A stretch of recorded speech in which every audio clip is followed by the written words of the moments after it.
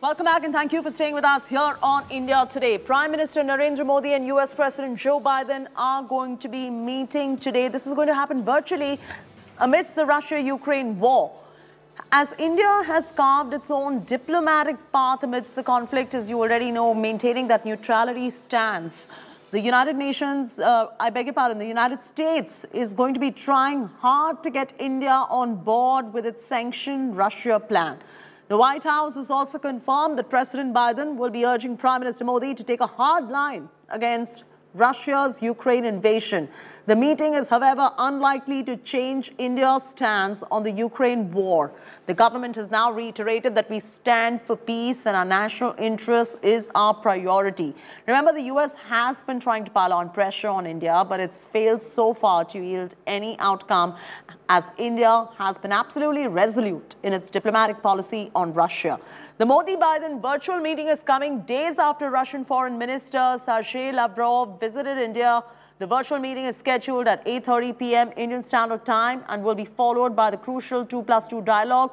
We're going to be tracking those developments closely, and do join us at 8:30 when that meeting happens. We'll be getting you the inside details. The 2+2 dialogue that I was speaking about with Ministers Rajnath Singh and S. Jaishankar currently in Washington, D.C. for the same. We're getting you details. Gaurav is joining us live from Ukraine on this particular issue. Gaurav, since the start of the Russia-Ukraine war, India has rather been absolutely resolute when it comes to maintaining neutrality as the stance and always, putting the nation's best interests first. But this evening at 8:30, there's going to be a meeting that is going to be taking place. And what we're picking up is that the US is likely to pile on pressure on India to change its stance against Russia. Number one, will India give in to the US's demands? And number two, isn't it in the best interest of India to maintain this neutrality going forward?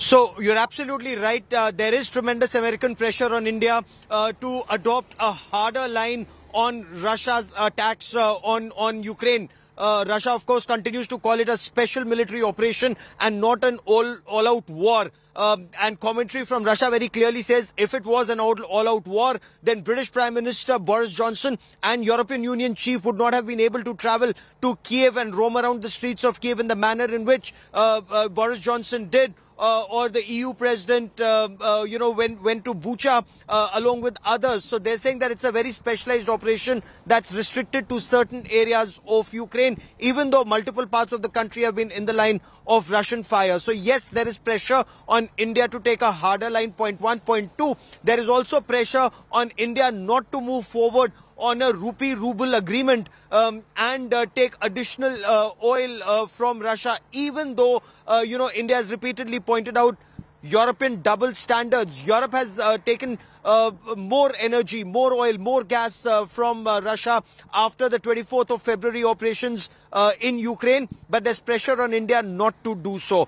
Point two. Point three, this conversation, of course, is not restricted just to Ukraine. Remember, in the past, America has warned India of consequences. They've said that in case China transgresses the LC, the line of actual control, and attacks India, and India goes rushing to Russia, Russia will not come to India's assistance. But the fact also remains that Indo-Pacific is also a core area of interest, not just for India, but also for the United States of America, that ultimately wants to contain China. And that's the point India is repeatedly making.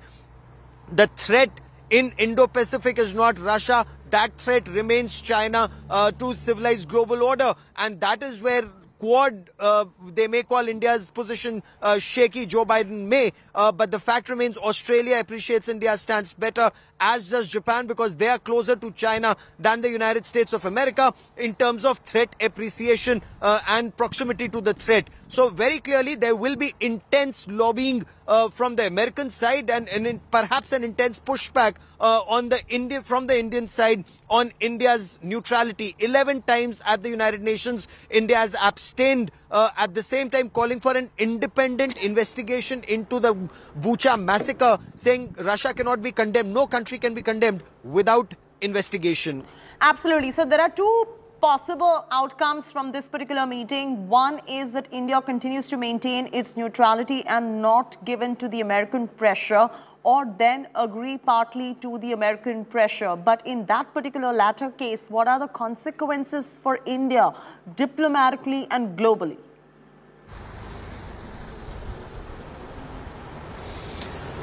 So America's basic interest is that the American currency, America's weaponized currency, its dollar, and you understand markets very well.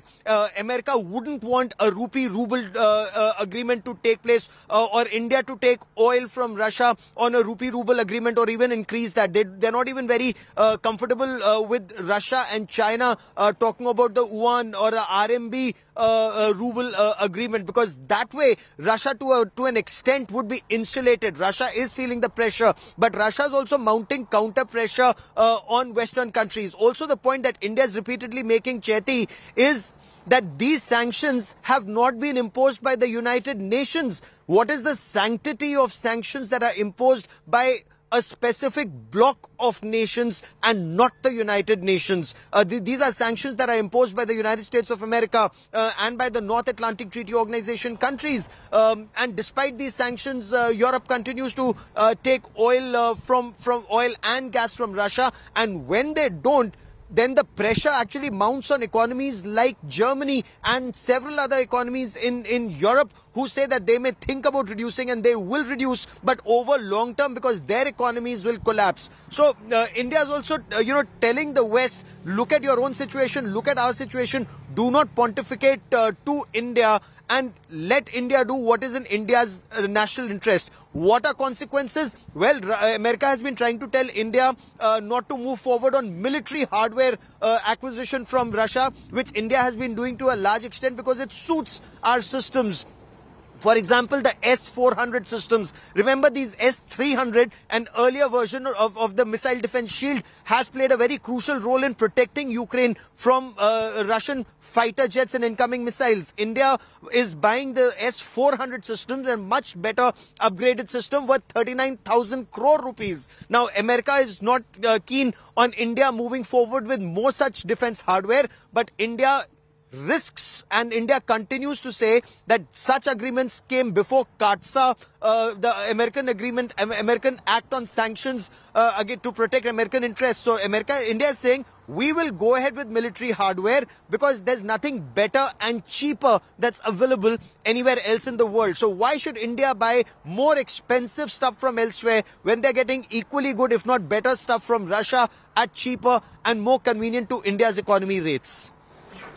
All right, Gaurav, thank you for that explanation right there. Gaurav, with the complete report and a perspective on this particular story. In fact, 8:30 p.m. is a meeting that we will be keeping a close eye on, because that is when America is likely to pile pressure on India.